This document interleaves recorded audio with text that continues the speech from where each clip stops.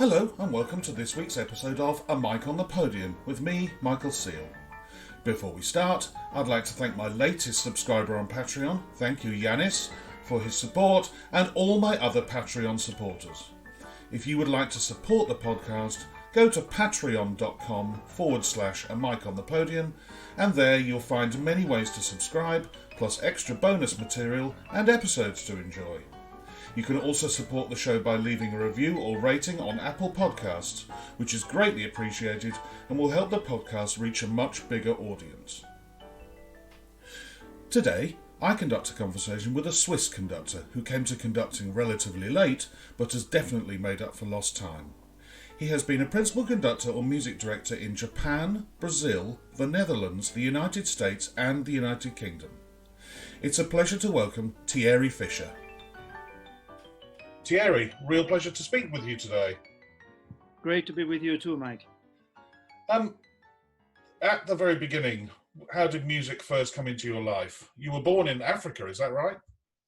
Yeah, I was born in Zambia, and I didn't do any music there for the 6 or 7 first years of my life. And we came back to Geneva, Switzerland, when I was nearly 7 years old. And I was, of course, a very turbulent little boy. And I'm not coming from a musical family at all. And my mother just thought that I should be occupied instead of going in the street on the Thursday, which was at the time the free day at school in Switzerland. So she just put me out of the blue just to the local music school to learn the recorder. Wow. And that's the way I started. But something amazing happened is that I realized the very first time I did put the recorder, on my lips. Mm. Honestly, it's many, many, many years ago, but I remember this moment like a miraculous one. I can still feel the taste of the wood on my lips and the feeling it had on my entire body to produce a sound, just blowing some air into this piece of wood. It was something that I have never forgotten, and which was like, I was 7 years old, but it was something that opened in me, even for a child, a kind of very positive vibe. That's amazing, isn't it? That you can remember that so clearly. I have vague pictures of the very beginnings of me playing the violin, but I don't remember things quite as clearly as that. And I'm assuming, therefore, from the recorder, you went on to the flute. How long was the gap between starting the recorder and then going on to the flute? I was in that local music school for 3 years. And then at the age of 10, we moved back to Africa for 1 year to Ivory Coast, to Abidjan.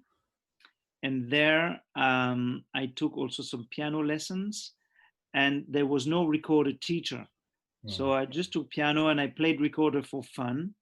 And then the director of the conservatory in Abidjan, can you believe that, was a French man. Yeah. And we started to chat, and then he found out that I was playing the recorder. He said, "Oh, would you mind just playing a little bit, a little sonata for me, just to see it's interesting?" And so I remember I played him the sonata by Jean-Baptiste Leuillet, the French composer.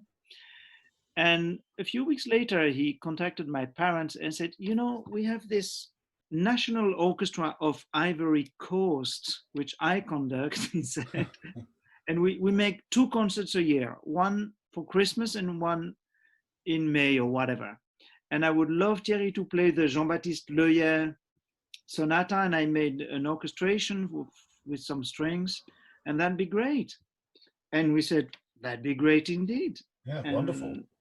so this was my first concert. I was 10 and a half years old, and I played in a big posh hotel in Abidjan, the Jean-Baptiste Leuillet sonata with an orchestra. That was special. And then we came back to to Geneva, Switzerland, where I started to play the flute. And then I'm assuming you, up until conservatoire level, you're playing in orchestras at all, or wind bands, or groups and ensembles? Sure, I was rather active here in Switzerland during my studies playing. I was an extra player for Swiss Romande Orchestra and with different orchestras accompanying choirs in Switzerland. And then I went, after the Conservatoire in Geneva, I went to the Hochschule für Musik in Freiburg in Breisgau, Germany, where I studied with Aurel Nicolet. I was so lucky to be able to study with him. He was like a musical father for all his students. And then after this, I got my first job in Hamburg, in the Hamburg Philharmonic, North Germany. And which conductors do you remember? I mean, you may or may not know, I played in the City of Birmingham Symphony Orchestra for 22 years. In fact, I played for you. I remember from my early times in the orchestra, later on less so, but those first few years, can you remember who came and conducted the Hamburg Philharmonic? Sure. We had two conductors.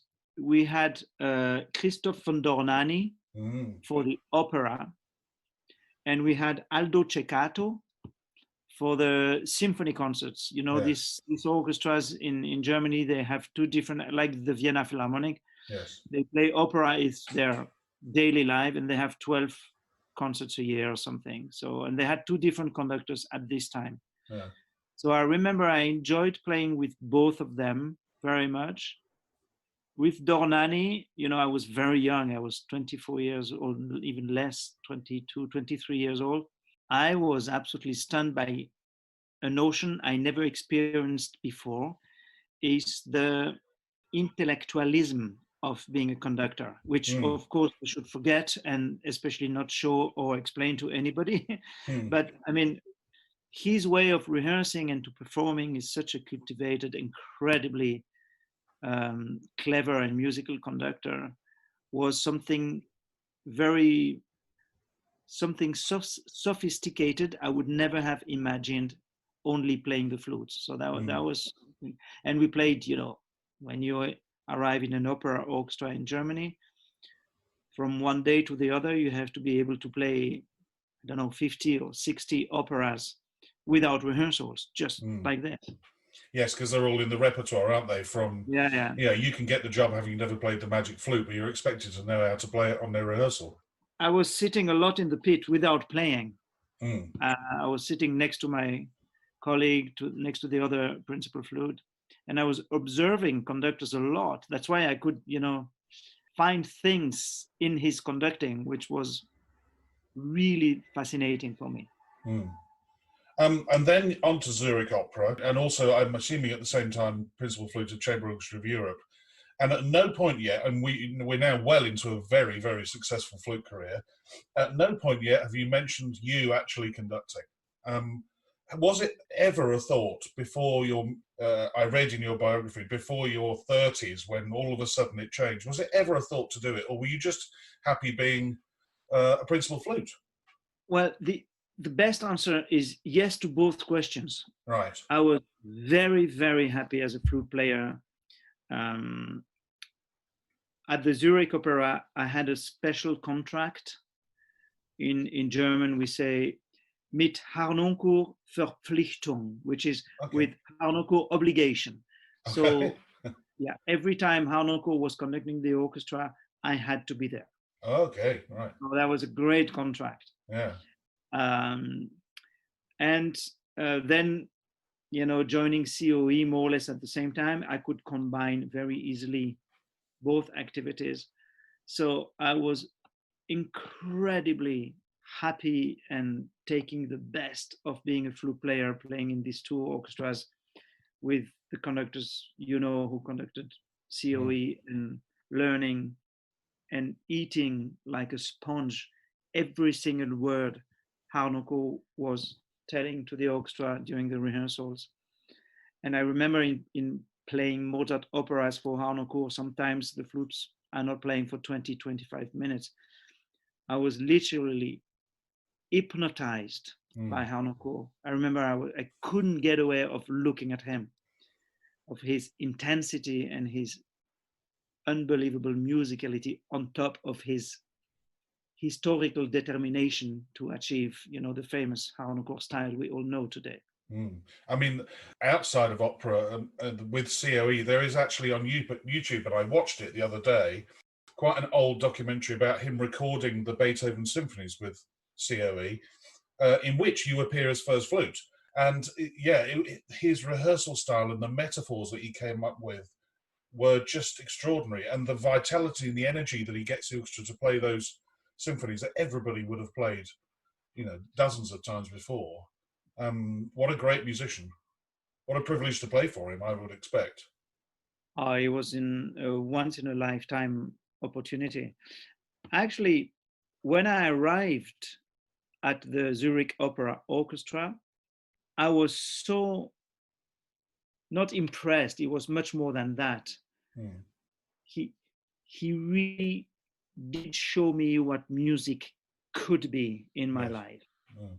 I mean, it was this kind of new way of looking at possibilities in my life. It was the things he was asking, as you mentioned, were so obvious at first, but I would never thought about them because I don't have his genius. And so as soon as I started playing for him in Zurich, I spoke with several musicians at the Chamber Orchestra of Europe and with the management. And I just had this vision that, Harnoncourt and COE could be an explosive story. And with the help of Alice Harnoncourt, his wife, and June McGuinness Hall, the manager of COE at the time, and one or two players, we pretty much pushed him to accept a trial week with COE because he was not very interested. And the first week ever he conducted with COE, he was in Vienna in the concert house, an all Beethoven program. We started with Beethoven 8, then Beethoven Violin Concerto with Guidon Kremer. They were very good friends at the time. And then Beethoven Pastoral. And I remember we rehearsed in a small room in the concert house. The main hall was not free, and Harnoncourt, of course, asked for like 6 or 8 rehearsals just for one concert at the time. He then changed, but I mean, at the beginning, it was like in 85 or something like this, 80, 85, 86. And I remember this first rehearsal, he started with Beethoven 8. So quite straightforward first movement. And the orchestra played immediately so differently than with other fantastic conductors we were playing with, meaning Claudio Bado, Lorin Maazel, Solti, we were playing with these kind of conductors. But after 30 seconds with Harnoncourt, I'm not saying it was better at all, but it was honestly so different. Yeah. Absolutely unbelievable. It would have been such a good answer to the people who are sometimes asking you, what are you actually doing as a conductor? Yeah, exactly. Are you following the orchestra? I remember once in America, a very charming lady came, of a certain age, backstage and said, "Oh, it was a wonderful concert, Thierry. The way you followed the orchestra was amazing." So sometimes we hear these stupefying comments. I love it. Yes. But the fact the orchestra was playing at a very high level with Abado, Maazel, Solti, and suddenly in less than 1 minute, the sound was completely different with Harnoncourt in a small room, not even in a concert hall. And then he started to rehearse, and he was a little bit embarrassed, I remember, because of course he was conducting already great orchestras like his own orchestra, Concentus Musicus, Zurich Opera Orchestra, and he started conducting Munich Philharmonic and some Vienna Philharmonic. He did, all the Mozart concertos with Guidon Kremer, but the COE had this level, still has actually today, of, you have to say immediately something absolutely crucial to have the players reacting, because the technical level, the ensemble level, the homogeneous attitude is so much there from the beginning that his way of rehearsing metaphorically was for us, something incredibly inspiring and motivating. But I remember that he didn't have to say anything about togetherness or even style. What he looked with us, it was really the depth of the sound, or the lightness, or the something etherical, or he was sometimes naming animals. I remember he said, no, the speed of the spiccato is like you have a puma in your neck and you are just running away. He was rehearsing this way. So if you were not a musician and you heard a bit of his rehearsals, you said, what is he talking about? And for us, it was a fantastic lesson that music is not only music. Music is a representation of the world. That was something very special for us to realize as a young, very ambitious, positively ambitious, and a little bit arrogant sometimes orchestra.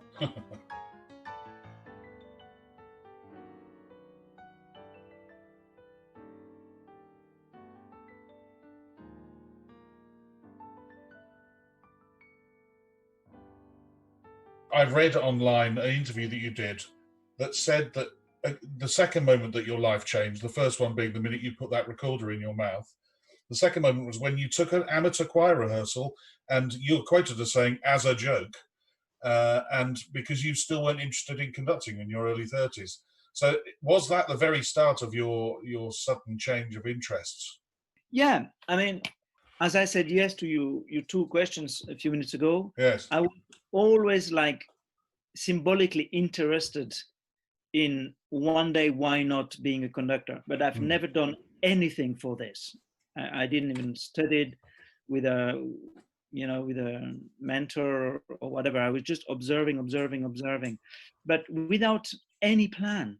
I mean, I was so deeply happy as a flute player that I think I could have waited many more years without making the step, but it was in me. And then, I had my old music teacher from college here in Switzerland was a very good choir conductor in Switzerland, and he got sick, and he told me of the city, and nobody was free to take over a rehearsal. And with two pieces, I had never sung and never, of course, conducted, and also never played. It was a sound by Florent Schmitt, the French composer, and another sound by Felix Mendelssohn, number 42, Wie der Hirsch. And, I was free that evening, and I said, yeah, why not? But, I've never conducted. And luckily it was an amateur choir, and they were like 5 weeks before their annual concert. So they were pretty much ready. But it was really the same effect I had when I started playing the recorder 20 years before. Like, how is it possible to perceive life completely in another direction all of a sudden? I mean, is it a movie? Like, you have movie cut, it's white, and then without transition is dark, or the opposite. And it was really like a movie cut in my life. Even you went from a black and white movie and then it suddenly goes into bright technicolor. That change of absolutely. What's happened here? And I remember I went home after that, and I said to my wife, I want to be a conductor. And she probably heard it before, so she said, oh yeah, great, and then we had normal evening and all fine, and and then this choir conductor did not get better. So 2 weeks after, he asked me to actually do the concert with an orchestra, but I had a COE tour.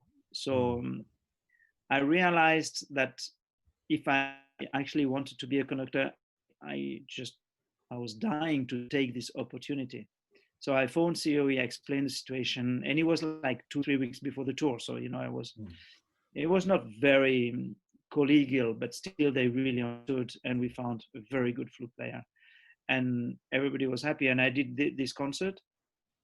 It was in a big cathedral with these two psalms. It was something very impressive for me. I remember I was so nervous. I was trembling. I didn't know how to give the first upbeat. I mean, because my wrist was shaking, you know. And then the director of this orchestra told me, listen, next year is the 30th anniversary of the orchestra I founded, and I'm going to retire, and I want you to take over. Yeah. Do you want to do this? And he said, I've seen you conducting 10 minutes, and I think, you know, you have a lot to learn, but from what I saw in your personality, I think you should do it. I said, well, let me think about it. He said, no, I'm in a hurry. So I said, okay, then yes. And that was my first experience as a conductor. I took this orchestra called the Collegium Academicum here in Geneva, Switzerland, and I transformed the orchestra into the Geneva Chamber Orchestra for 5 or 6 years. And then I got my first job outside Switzerland. I was conductor of the Netherlands National Ballet Orchestra in Amsterdam. What a wonderful story to go from that very first rehearsal, and then it blossomed from there. And often I hear on these podcasts, you know, can I think about it? And the answer comes back no. This happens quite a lot. Oh, really? So during this time, I'm assuming you were conducting more and more, playing the flute less and less. Were you asking people that you knew, like Harnoncourt or Rabado, for advice? Or, I mean, you say that you were observing. Often people ask me, you know, who taught you? And I said, well, actually, the biggest teachers of all was sitting in the CBS over 22 years, watching Rattle, Nelson's, Oromo, Boulez, you know, Thierry Fischer, Mark Elder, whoever come and conduct, and observing and learning. You learn so much that way. But were there mentors? Did you have classes or studies at all? So during the action, I thought there were. And actually they kept mentors, really, but absolutely not in the way I thought they would be. Okay. They kept very strong musical mentors and like thinkers and visionary thinking men who are still influencing me when I think about it.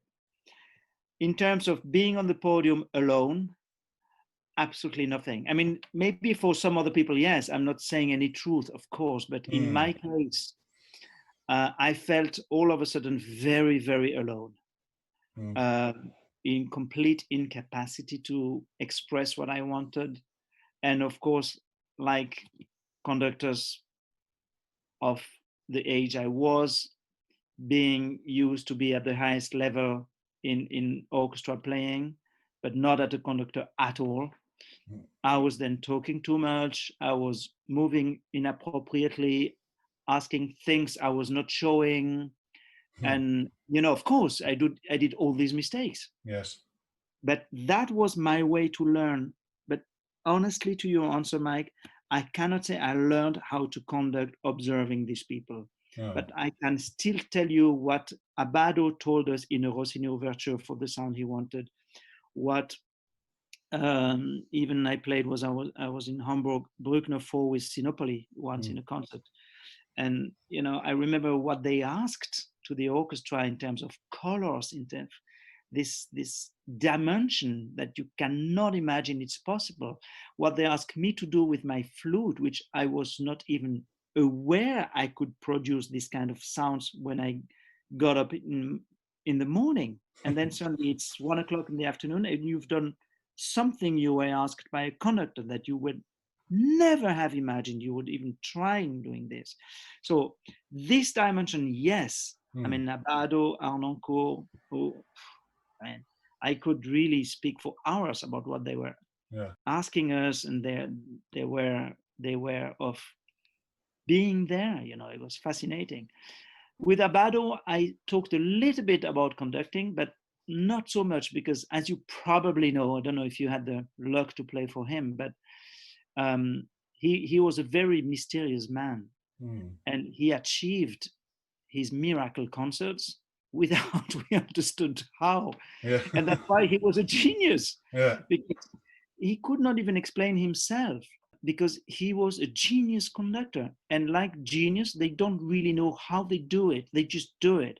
I remember once I had, talking about genius, a rehearsal with Martha Argerich, the first time I conducted her in Paris, Pauke Fifth 3, for the piano concerto. Yes. And second movement, you have all these variations and you have to make the transitions. And I never did the concerto, so it was a little bit, risky to conduct her for the first time, like her piece, And daunting, yeah.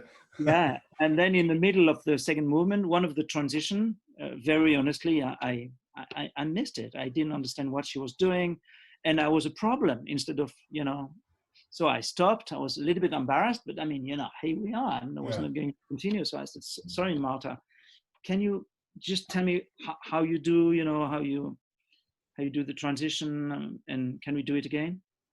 And usually soloists tell, "Okay, yeah, sure, maestro, yeah." So here I play this, and then I arrive at the low F, and then tac, and you do that. Okay, it's very clear. Do you get it? Yes, get it. Yeah, okay, that's rational. Yes. And Martha, she looked at me with like an incredibly depressed face, and she was like shaking her head and saying, "Thierry, I don't know." And first reaction, I said, "What? I mean, come on, she could help and tell me something." Yeah. And a second later, I realized that hearing from Martha Argerich, "I don't know," I understood that some things we don't have to know, something we just have to do and don't even understand. As a conductor, when you accompany such a genius or in transition, and I learned in these 3 words, in these few seconds, I felt very embarrassed in front of the orchestra, how to let it go. Because there are things coming from the orchestra as a flute player, you had the impression at the beginning, I had the impression I had to conduct everything. Yes, which is of course ridiculous. The more experience you have, is if the orchestra is very good, even average good, you can let it go a lot, and then you just, if you play 20 years in orchestra, I don't have to tell you what a conductor doesn't have to do to let it sound. But I didn't understand this dimension until Martha Argerich told me this, that she didn't know. It was very special. And Abado, it was the same. Sometimes we asked him questions during rehearsals, and he was looking at us with his enigmatic look, say, "Okay." Yeah, and we had the feeling we were asking the moon, But still, the concerts, as soon as he arrived on stage, honestly, we were all at the highest possible concentration, giving every single night with him the very best we all had individually and collectively. And we played, I played 11 years in Chamber Orchestra of Europe, playing more or less 50 concerts a year at least with Abado. We were touring the entire world all the time. And I honestly can say that I remember one concert out of the maybe nearly 200 concerts I played for him, that I thought, what's going on with him? And then we heard that he had a flu and he had fever, and he still decided to do the concert. But every single concert, this kind of genius, they have this magnetic way of arriving, and without he even shows the first upbeat, you already know it's going to be a tremendous concert. Yes. I don't know. That's true. I've had that on many occasions with the 3 music directors that I played for in Birmingham, for Simon Rattle and Sakari Oromo and Andrews Nelsons, that they would walk out and you think, oh, here we go, and they haven't even done anything. They've just bowed. You just get this. I don't know what it is, a smell in the air. And I love what you said about control. If somebody used a metaphor, which I love about the controlling of an orchestra, which is that we're holding the reins on a horse, on a thoroughbred horse. Most of the time, you only just need to hold those reins between your finger and thumb and just enjoy the ride. It's only occasionally do you need to grab the reins and stop the horse running after a hare or a rabbit or a dog. Yeah, but most of the time, when you're conducting a great orchestra, you're gently steering, you're gently nudging, and you're just enjoying. Most of the time, you're just enjoying the ride. And I actually think that's a really good analogy for, as you said, not trying to be too controlling, and also realizing that it's a journey that could go in any direction. When you're talking about Martha Argerich, there are times when you just have to go with the flow and feel it. And exactly. Yeah, I agree with every word you said. But let me add one thing. Yes. It also depends of the repertoire. Yes, yeah. Yeah. But for most the 19th century and until, it depends. Yes, if you're doing contemporary music, you have to hold the reins a lot firmer. Absolutely. And if you're doing early classical music like Haydn, Mozart, you don't have to conduct, but you have to rehearse a lot to get what you want. Articulation, speed of bow and colors and contrast and all that, all these radical sounds, appearing. You have to rehearse a lot, but you don't have to conduct. And if you look at, you told me you were looking at videos of Harnoncourt rehearsing for our Beethoven cycle. I was in it. It was Channel 4 at the time who filmed that. Yes. His rehearsals were so intense.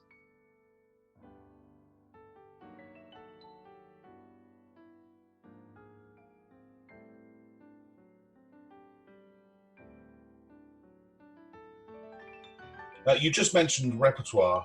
If I look at the orchestras you've been boss of, you were principal conductor of the Ulster Orchestra from 2001 to 2006, and then straight from there to the BBC National Orchestra in Wales as principal conductor. The BBC has a connection with Ulster, and then obviously when you were with the BBC National Orchestra in Wales, it's a BBC orchestra. The repertoire that you conduct for the BBC is not always standard. How did you get on with some of the repertoire choices that you had to conduct with those two orchestras, and did you have much say in sort of putting the programs together in a way that you could do some of the weird and wonderful and the brand new that the BBC expect you to conduct, and then also do some more things that you would like to conduct with those orchestras? How did it work? In the Ulster Orchestra, I had pretty much the freedom I wanted. First of all, it was my first real job, because I had this small orchestra in Switzerland, and then in Amsterdam I did mainly ballet, which I learned a lot. But my time with the Ulster Orchestra was the very first time I was confronted to what it means to be a conductor, every other week, in front of the orchestra and conducting different repertoire. In the BBC Wales, it was very different, although I had a very understanding management, really wanting to help me growing in different kind of periods of the music history. Many times, you are absolutely right. The director of the orchestra told me, that'd be so good to do, but I'm just looking, at what the other BBC orchestras are doing, and actually this piece is already being played 3 times this season by BBC Scottish, BBC Symphony, and Manchester is actually doing it too. So it was, but it was not a problem for me, because I was, and I still am, but I mean, especially at the beginning of my conducting career, incredibly curious. And I kind of find the excitement with pretty much everything I decided to accept to conduct. So in BBC Wales in Cardiff, I did conduct a lot of contemporary music, or completely unknown music to me, or things you would never do with normal orchestra, like complete martyrdom Sebastian by Debussy, which, who would do that in concert in Britain? You can do this in a studio concert with a orchestra. That's fantastic. Or we did in the Proms, La Transfiguration by Messiaen, which is an unbelievable piece of nearly 2 hours of music without interruption. We needed 10 days of rehearsal, and we were 350 on stage. So these kind of things, it was unique opportunities also, even if I could not really conduct Brahms, Mahler, and etc. But that was not the place. If you are in a in a BBC orchestra, you have to serve the public idea, public service organization. It's the role of the BBC. It's exciting, isn't it? I've conducted all of the BBC orchestras, and when the phone rings, I mean, I've not been a boss of an orchestra yet, but when the phone rings from the BBC, you think, right, what's this going to be? What am I going to be conducting this time? Because it's, as you say, it's normally contemporary or music that's been lost and forgotten. I don't think I've really ever conducted that much standard repertoire with any of the orchestras, the BBC orchestras at all. But as you say, it's exciting. You know, and then they send you through a big envelope with all of these scores, and you think, wow, well, you know, nobody, this probably hasn't been out of a library for 50 years, and now we're going to do it, and it's exciting. But as you say, only with a public service organisation like the BBC, or in Germany, you know, with a radio organisations like WDR or NDR, do you have this possibility to play this stuff? Because if you were just doing it with the ticket sales, you know, it would be, you wouldn't sell tickets. No, absolutely. Very enjoyable, honestly. Just to jump to one unknown story to another. I liked it very much. I learned a lot from that. I did some digging around and worked out that for a 2-year period, Thierry, between 2009 and 2011, you were boss in Cardiff, Wales, Nagoya, Japan, and Salt Lake City, the Utah Symphony Orchestra in the United States. So you were boss of 3 orchestras in 3 different continents, which means fulfilling your contract with all 3 of those and probably fitting in guest conducting work in between. But then you're dealing with bureaucracy, you're dealing with, you know, hiring and firing, you're dealing with next year's programs. How on earth did you manage to do that between those 3 cities?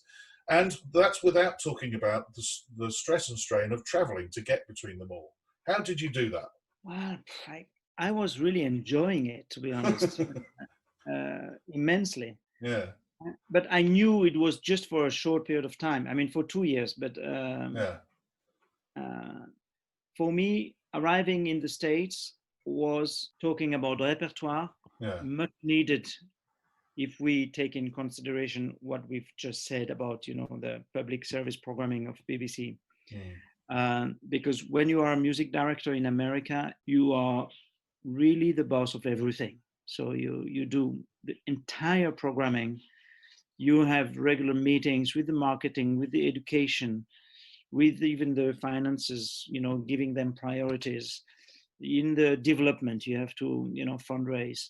So it was fascinating to come from a BBC orchestra to an orchestra where you are actually at the helm of all the departments of the orchestra. But it was not these 2 years, as heavy it was. I don't remember these years as something being, you know, something heavy on the shoulders. I just went from one place to the other and, you know, jumped and was excited by the radical changes of being on one side of the planet one week on Saturday night, and then on Tuesday morning you rehearse on another continent. I thought it was very challenging, and I'm glad it didn't last for, you know, ever. But it was something I realized, and it helped me to understand the different mentalities. You know, being both in America and in Japan is radically different.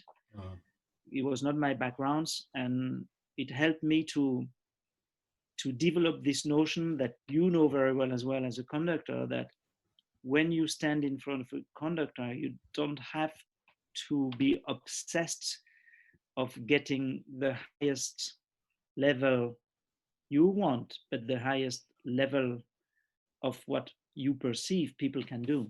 And which is sometimes even better of what it is what you want, you know, surprisingly.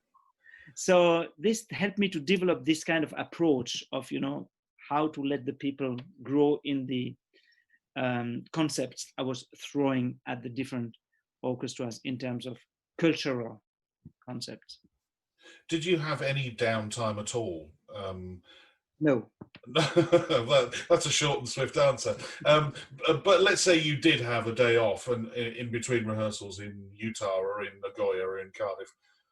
What would you do? I mean, were you then on the phone or emailing to the other 2 orchestras, or did you just get a chance someday to just, walk in a park, or sit in a restaurant for far too long, or do you know what I mean? There must have been some way that you just stopped for 24 hours occasionally. No, of course, even 48 hours. But I mean, Yeah. usually I was either sleeping and recovering, or going to restaurants. I'm a keen jogger. It's Yeah. something I'm doing for many, many years, and it keeps me alert and brings me the possibility to enjoy all these things of going to restaurants and drinking, still keeping as fit as possible. Yeah. So no, I needed, especially when I was in Cardiff or in Salt Lake, to go outside and run or hike or ski in Utah, because it's of course wonderful there. In Japan it was different. When I had 1 or 2 free days in Japan, I was usually staying in the hotel and just working the whole day and catching up with organization stuff and having a great Japanese meal in the evening. So, it depends where you are, of course, as well. Yes. But the need of being outside has always been crucial.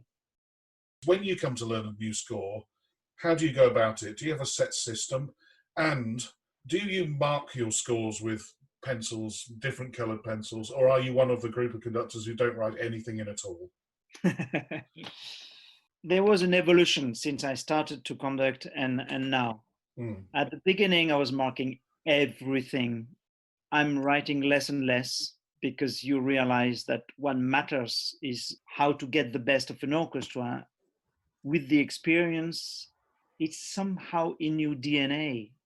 So I don't want to be extreme saying the wrong thing, but a little bit like, the less you do, the better result you will get. If you have the experience and that your body language is showing to be there for something at the same time very secure for the orchestra, that they can trust that they will have what they need in these certain moments, in certain transitions, and then they are free to do it. But they are not only free, they are challenged to be free. Yes. So it's not, sometimes you hear, I was the same when I was an orchestra player. I said, oh, I just want the conductors to let me play. And but in this case, if it would be only as simple as that, then it means you just need somebody to give you the downbeats here and there, and then everybody plays. But what I realized very soon is, if you challenge people to play the way they want, it's exciting. And this I learned being a flute player for all these amazing conductors I was lucky enough to play for. You play freely, but within what they challenge you to do.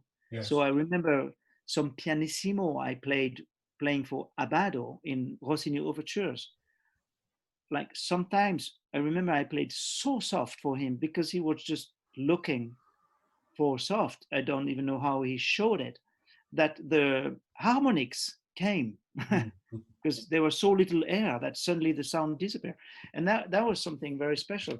So as a conductor is what, of course, I'm urged, and I feel more and more this urgency to motivate people to do things without being too detailed, except, as we said before, if you conduct Schoenberg variations or a piece by Xenakis or Boulez, whatever you have to really conduct. But to come back to your questions now, if I did a Mahler cycle in America over 2 years to celebrate the 75th anniversary of the orchestra. And there were a few Mahler symphonies I did never conduct before.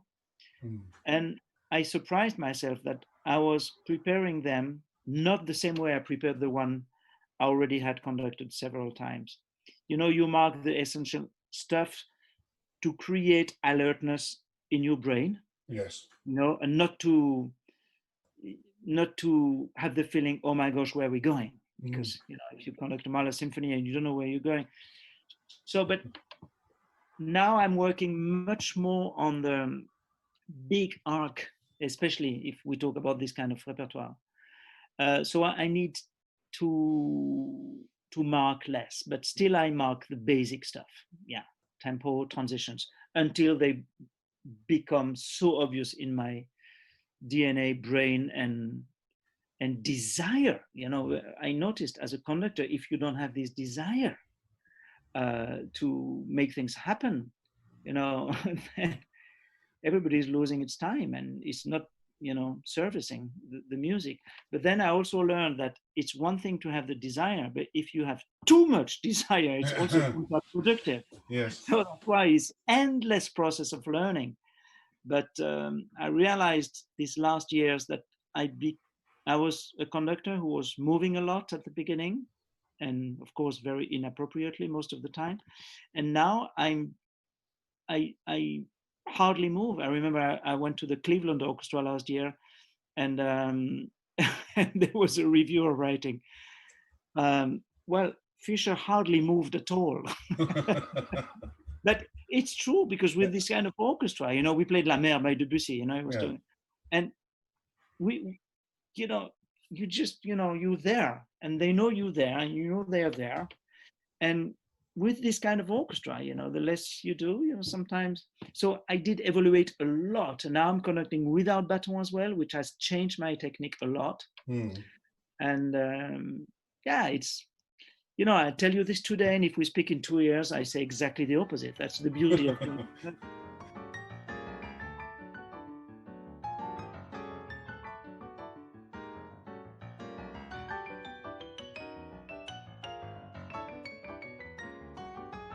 Thierry, it is 10 question time, and as ever, what sound or noise do you love, and what sound or noise do you hate?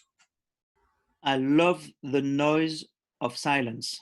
And I hate the noise of stress. So give me a noise of stress. Okay, now I can explain you why I said this without thinking, of course, is because both noises are unable to be heard. That's true. And once the silence, it's an effort to listen to the silence, and it brings you a lot. And it's not an effort to listen to the stress in your energies, in your chakras, in your, you know, organs, but it's very disturbing, and it's so turbulent and disturbing, but both are inaudible. If you had 24 hours free, what would you like to spend it doing? I would definitely go in the nature, being Swiss, possibly at the top of a mountain, not too far from Geneva, being as close as possible between the two worlds, the earthy world and the celestial world. Who would be a favorite conductor of yesteryear? I would have an answer in two parts. First, the conductors I've played for, who are not there anymore, and then conductors who have influenced me a lot, and I have not known them. So I would say Abado, Boulez, and Harnoncourt. And for the conductors, I hadn't had the time, because we were absolutely not, you know, alive on the same time. I would say Furtwängler and Carlos Kleiber. And who would be a favorite current conductor? Yeah, there are many. Gergiev, Peter Edwish. Yeah, it's hard. Yeah, I know. Either you say all of them, or you just to say 2 or 3. But no, Gergiev, Edwish, and Blomstedt. What is the hardest work you have ever conducted? Okay, I'll give you 2 pieces. Emotionally, the 7 last words on the cross by Sofia Gubaidulina for strings, cello, and accordion. And technically and also emotionally, but not for the same reasons, Messiaen, la transfiguration de notre Seigneur Jésus-Christ. Because it's such a long conduct. Yeah. I mean, it's crazy. And also what he says, you know, whatever you are a believer or not, I am sometimes, I'm not like, you know, a believer who goes to church or whatever, but I am influenced by these liturgical pieces. Mm. They mean a lot to me. And to conduct La Transfiguration, honestly, I lost my sleep for about a week before the concert Wow. in London, in the Proms. Yeah.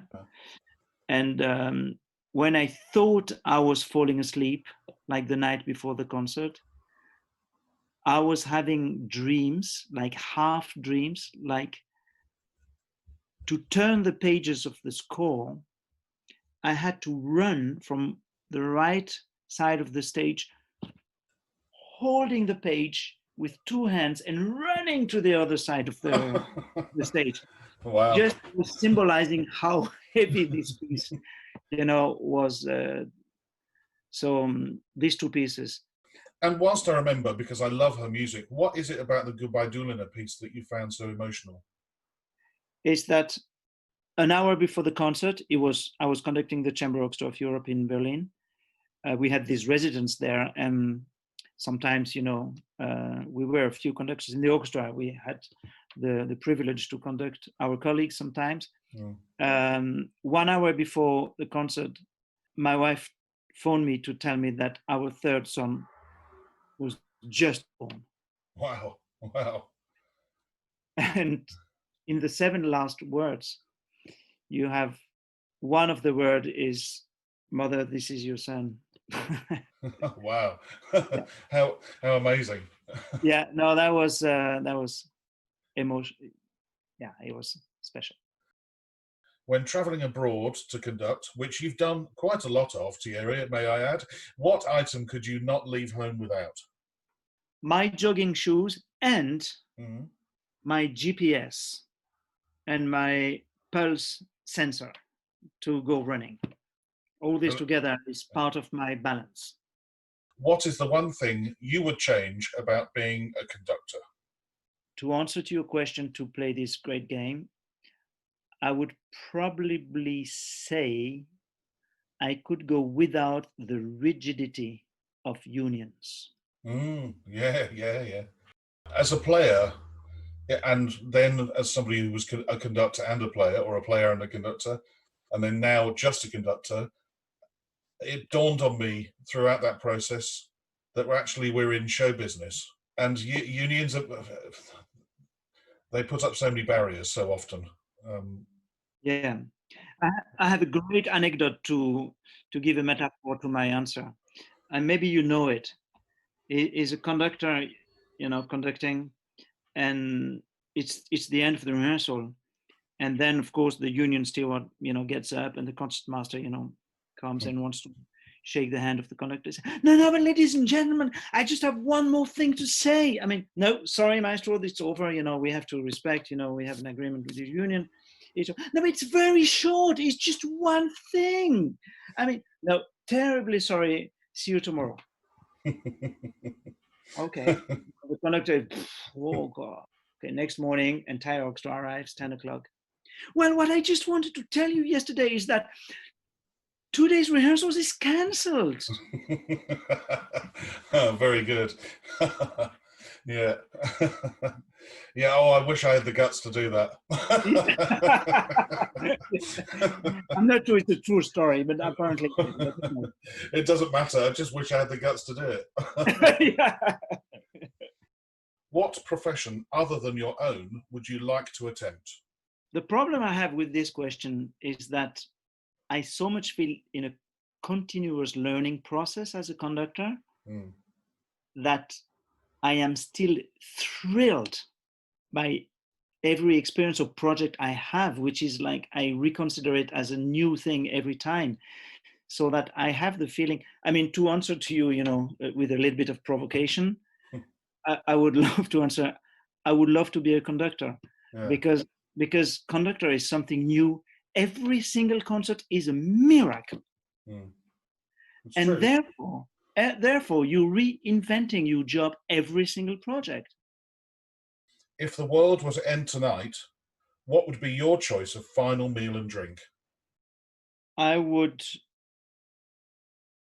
fast. You would not eat? No. Why is that? To be more prepared to go to the next, from one world to the other. Perfectly allowable answer. I've allowed everybody's answers, from bread and water to truffle soup in a Michelin-starred restaurant. So yeah, to fast is a perfectly good But I answer. can explain, because if you know you have to go to the other world like in a few hours, I simply cannot imagine having the desire to eat anything. I would prepare philosophically, symbolically, just to go. So I would probably just not eat and not drink. That's your choice, and that's perfect. As has been the whole hour and a quarter that we've been chatting, Thierry, I've had a great time, and I look forward to seeing you soon. It was great talking to you, Mike. Very nice to share this moment with you. A Mic on the Podium was devised and produced by Michael Seal, with music by Ben Dawson. Next time, I chat to a conductor who can count Bernard Haitink and Sir Adrian Boult among his mentors and teachers. His career has been dominated by his work either in ballet or with the BBC Concert Orchestra. Until then, bye-bye!